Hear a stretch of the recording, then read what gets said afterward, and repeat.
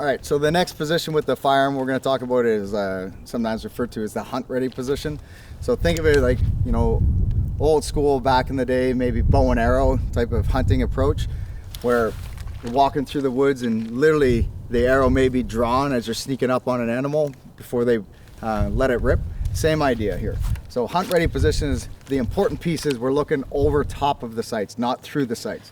All right, this is literally threat ready position where we're looking down the sights. Hunt ready position is we're looking just over top of the gun and we're hunting for something to take care of.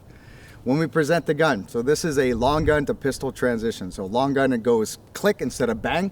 What do we do about it? So as we're leaning into the gun in the hunt ready position, gonna manipulate the safety selector, attempt to release that second shot, gun goes click instead of bang. Right away, the gun is not working, the primary gun, the long gun is not working, transition straight down.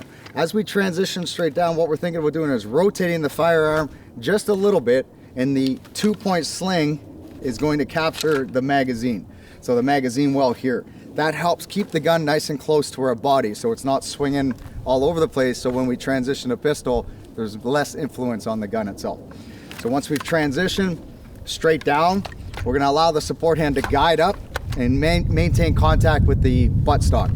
What this does is it creates the shelf, so when we draw the pistol, now we have two hands together. And release those shots with the pistol, trigger finger onto the frame. Now, two things are gonna happen at the same time.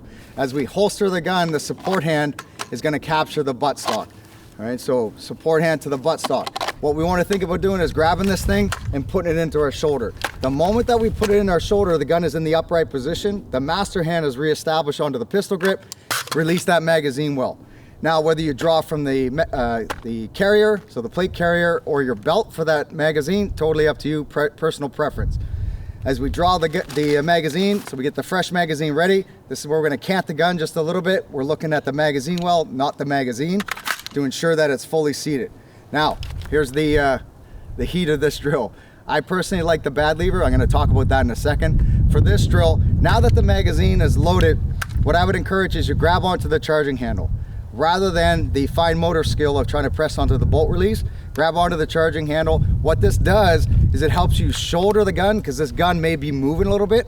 It helps you shoulder the gun, reestablish contact with the front delt, and then now we can unlock the bolt and chamber that round. Now we're back into it.